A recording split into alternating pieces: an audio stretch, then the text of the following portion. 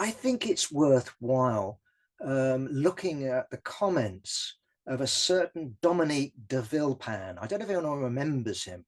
You have to be of a certain age to remember him. I think he was the French foreign minister at the time of the Iraq war. And basically, he's the one that came out and said this war is illegal. We're not going to go with it. And it's what forced Britain and the United States to go unilaterally. They could not get the blessing of the Security Council because, of course, France has a veto on the Security Council.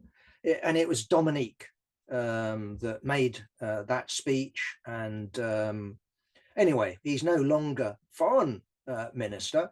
But in a couple of years, he could easily be a candidate to replace Macron. Now, we know that Macron has done his 2 terms.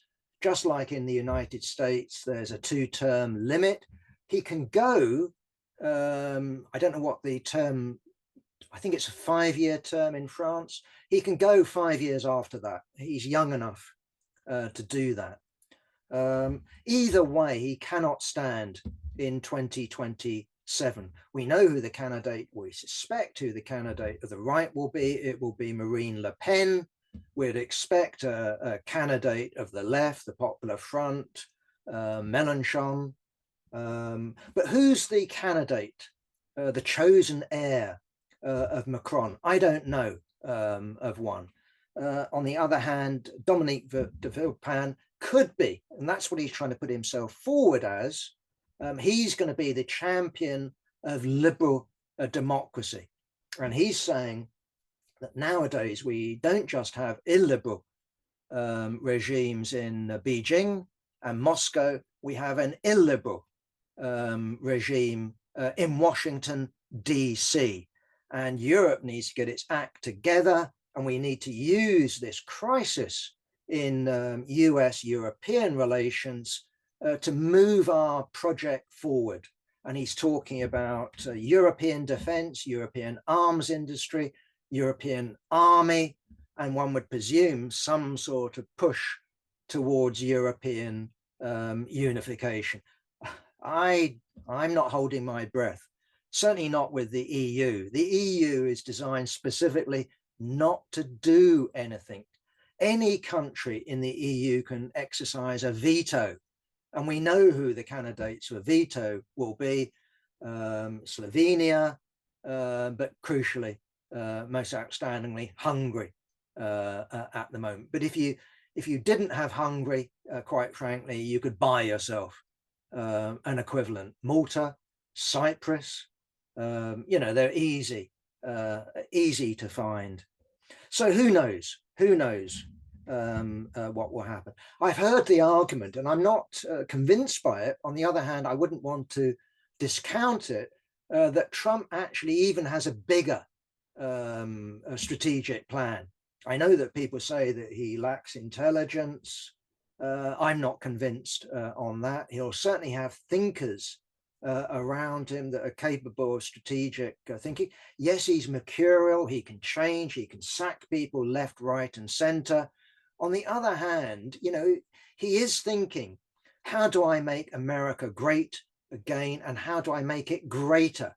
Hence his stuff about the Panama Canal, his stuff about Greenland, which I wouldn't write off, even his stuff about making Canada the 51st state. If you can unite Scotland with England, you can unite the United States with Canada. Don't dismiss it. Don't say that this is impossible. It will take longer than 4 years, true.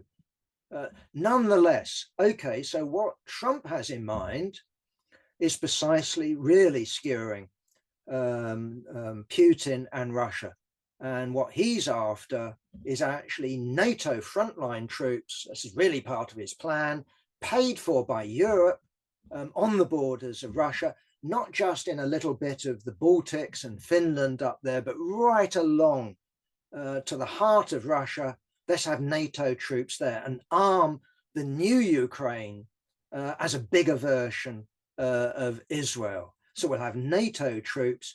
You won't have NATO membership, but in effect, you won't have a neutral Ukraine. You'll have a NATO dependent Ukraine. Maybe that's the bigger Trump plan.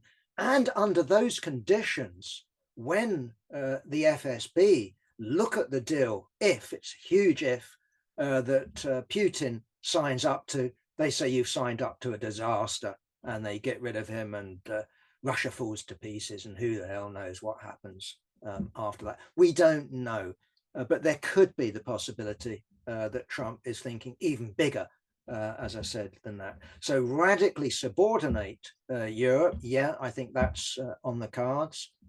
Get it to pay for American, for an extension of American foreign policy, that's on the cards.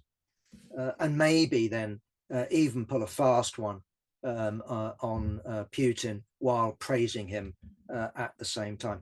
Meanwhile, of course, you've got the European economy economically stagnant, Germany declining, Britain mired, maybe Spain is growing the best, but you're not saying much, are you? But the voters being presented with a choice of guns or butter.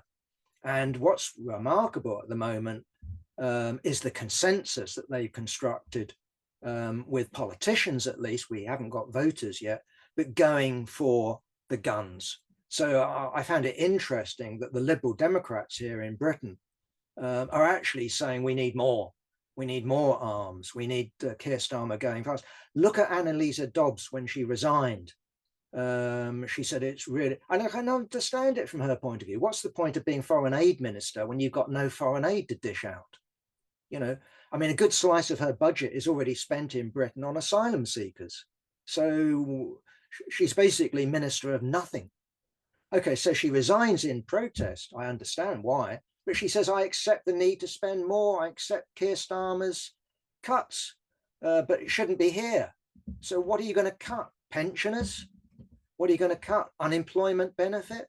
The NHS? Education? What's going to give? So I mean, all you can say at the moment, there's no Geldorf, there's no Band-Aid movement. So chuck foreign aid overboard. But there's going to be more, isn't there?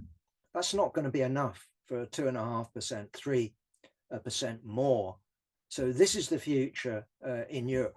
Will the electorate, rebel to the right? Will they rebel to the left? We don't know. But the left needs to be in a position where it isn't just going for pacifism.